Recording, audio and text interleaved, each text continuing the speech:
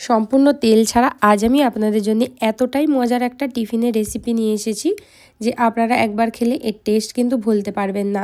আপনারা এটাকে একদমই তেল ছাড়া আর সামান্য তেল দিয়েও কিভাবে বানাবেন সেটাও আমি কিন্তু আজকের এই ভিডিওতেই বলে দেবো। দেখতে যেমন সুন্দর হয়, খেতেও কিন্তু দুর্দান্ত লাগে। বাচ্চা থেকে বড় টিফিন, অফিসের লাঞ্চ বক্সে বা ডিনারে আপনারা এটা অবশ্যই খেতে পারবেন। পুরো ভিডিওটা অবশ্যই দেখবেন, ভালো লাগলে লাইক, কমেন্ট, শেয়ার করতে কিন্তু আপনারা একদম ভুলবেন না। একদম নতুন রেসিপি নিয়ে আজকে আমি আপনাদের জন্য চলে এসেছি। সবার প্রথমে দেখুন বড় বাটিতে এখানে নিয়ে নিচ্ছি আমি 1 বাটি পরিমাণে খোলা ছাড়ানো গমের আটা, যেটা সাদা আটা বলা হয়, সেটা ব্যবহার করেছি। আপনারা চাইলে নর্মাল গমের যে আটাটা থাকে সেটা দিয়েও কিন্তু বানাতে পারবেন। শুধুমাত্র সাদা গমের আটাটা দিলে এটা খেতে খুবই ভালো হয়, সেই জন্যই আমি ব্যবহার করলাম। এই আটার মধ্যে দিয়ে দেবো আমি 1 চামচ মতো নুন, আর এর সাথে আমি ব্যবহার করব 1 চামচ মতো রিফাইন তেল একটু ময়ানের জন্যে। আপনারা যদি এটা নর্মাল গমের আটা দিয়ে তৈরি করেন তাহলে কিন্তু ময়ানের জন্য কোনো রকম এক্সট্রা তেল দেওয়ার কোনো দরকার পড়বে না। ময়ানটা হয়ে গেলে এর মধ্যে এবার হালকা হালকা করে জল দিয়ে একদমই একটা নরম ডো তৈরি করব। যেমন লুচি রুটির জন্য ডো তৈরি করি তার থেকে সামান্য একটু নরমই তৈরি করতে হবে। তো দেখুন এখানে আটাটা মেখে একদম রেডি হয়ে গেল। এবার আটাটাকে আমি সাইডে ঢেকে রেখে দেবো আর চলে যাব সরাসরি এটা পুর তৈরি করার প্রসেসে। একটা প্যান নিয়ে নিয়েছি, প্যানের মধ্যে দিয়ে দেবো হচ্ছে 1 চামচ মতো তেল। যদি আপনারা ডিম দিয়ে এটা খেতে না চান অবশ্যই আপনারা ডিমটা স্কিপ করে শুধুমাত্র নিরামিষও তৈরি করতে পারবেন। এখানে 2টো ডিম আমি তেলের মধ্যে দিয়ে সামান্য পরিমাণে নুন ছড়িয়ে দিয়ে ডিমটার খড়খড়ি তৈরি করে ফেলবো। নাড়াচাড়া করে যেমন নর্মাল ডিমের খড়খড়ি হয় হাই ফ্লেমে, ঠিক তেমন আমরা 1 মিনিটের মধ্যেই দেখবেন এই ডিমের খড়খড়িটা সঙ্গে সঙ্গে তৈরি হয়ে যাবে। এটা বলার কিছু নেই, এটা সবাই কিন্তু জানে। তো এটা নাড়াচাড়া করে আমি এখানে ভেজে নিচ্ছি, ভেজে নিয়ে এবার এটাকে আমি তুলে নেবো। এখানে ডিমে ভাজাটা একদম রেডি হয়ে গেছে আমাদের।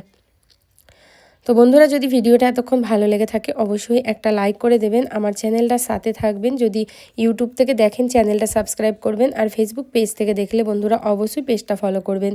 এই রকম নানান ধরনের টিফিনের রেসিপি কিন্তু আমার চ্যানেলে দেওয়া আছে, নিরামিষ আমিষ সব রকমের কিন্তু আপনারা পেয়ে যাবেন। ওই প্যানের মধ্যেই আমি 1/2 চামচ মতো তেল দিয়ে 1 চামচ মতো জিরে কিন্তু এখানে ব্যবহার করলাম। জিরেটা একটু ভাজা হয়ে গেলে দিয়ে দেবো এর মধ্যে সরু সরু করে কেটে রাখা বাঁধাকপি। যদি আপনাদের কাছে বাঁধাকপি অ্যাভেলেবেল না থাকে তাহলে অবশ্যই আপনারা এখানে দিয়ে দেবেন আলু।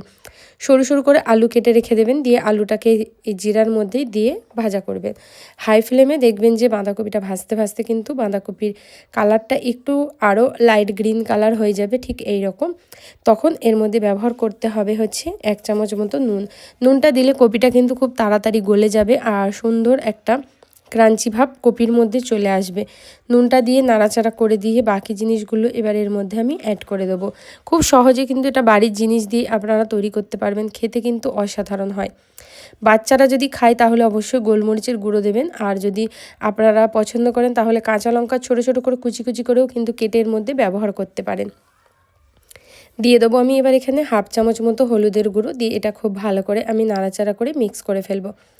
সুন্দর করে মেশানো হয়ে গেলে এবার আমাদেরকে এই কপিটাকে ঢেকে রাখতে হবে প্রায় 1 থেকে 1.5 মিনিট মতো লো ফ্লেমে, যাতে এক্সট্রা যেটা জলটা আছে সেটা অ্যাবজর্ব হয়ে যায় সুন্দরভাবে কপিতে, আর কপিটাও হালকা গলে যায়। এবার দেখুন এখানে কিন্তু 1.5 মিনিট হয়ে গেছে। এবার আমি এই ঢাকাটা খুলে দিলাম। কপিটা কিন্তু আমাদের ভাজা একদম রেডি হয়ে গেছে। এই সময় এর মধ্যে আমাদের যেই ডিমটা আগে থেকে ভেজে রেখেছিলাম এই কপির মধ্যে সেই ডিমটাকে কিন্তু এবার মিশিয়ে দিতে হবে। ডিমটাকে এবারে দিয়ে আমাদেরকে ডিমটা কপির সাথে খুব ভালো করে মিশিয়ে নিতে হবে। আর যখন মেশানো হয়ে যাবে তখন এর মধ্যে পুর মধ্যে ওপর থেকে দিয়ে দিতে হবে ফ্রেশ ধনিয়া পাতা। যদি আপনাদের কাছে অ্যাভেলেবেল থাকে অবশ্যই আপনারা ব্যবহার করবেন, আর যদি অ্যাভেলেবেল না থাকে টোটালি স্কিপও করতে পারেন ধনিয়া পাতাটা, কোনো রকম অসুবিধা হবে না। তো এতক্ষণ যদি ভিডিওতে এখনও লাইক না দিয়ে থাকেন অবশ্যই বন্ধুরা একটা করে লাইক দিয়ে ভিডিওটা একটু বন্ধুবান্ধবের মধ্যে বেশি বেশি শেয়ার করে দেবেন। পুরটা রেডি হয়ে গেল, আলাদা একটা প্লেটে ঢেকে রেখে দিচ্ছি, সাইডে একটা প্লেটের মধ্যে ঢেলে রেখে দিচ্ছি যাতে পুরটা ঠান্ডা হয়ে যায়। আর আটাটা যেটা ঢেকে রেখেছিলাম সেটাও কিন্তু খুবই বেশি নরম হয়ে গেছে।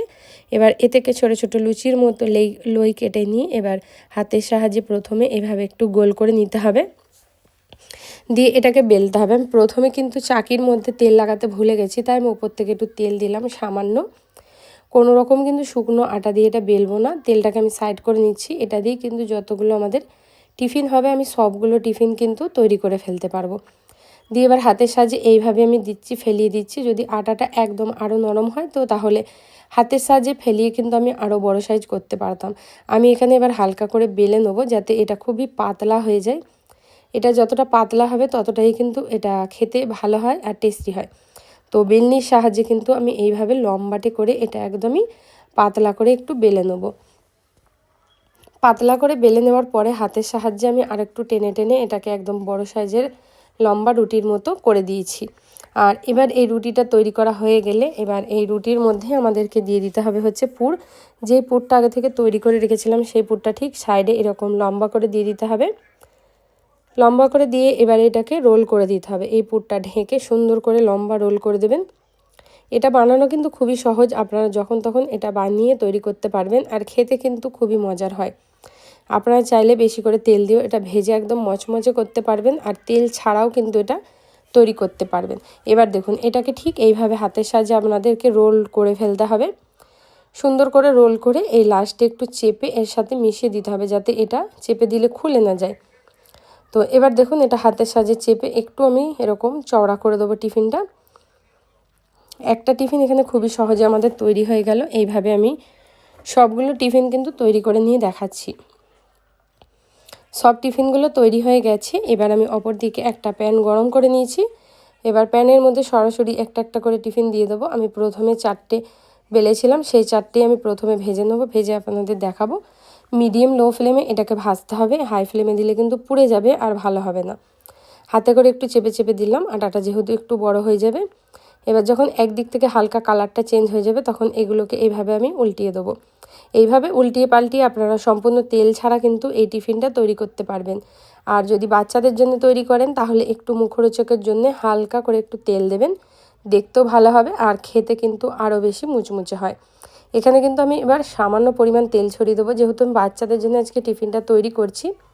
আপনারা না চাইলে এই সামান্য ফোঁটা তেলটাও কিন্তু আপনারা না দিতে পারেন, তাতেও কিন্তু এটা খেতে খুবই ভালো লাগে।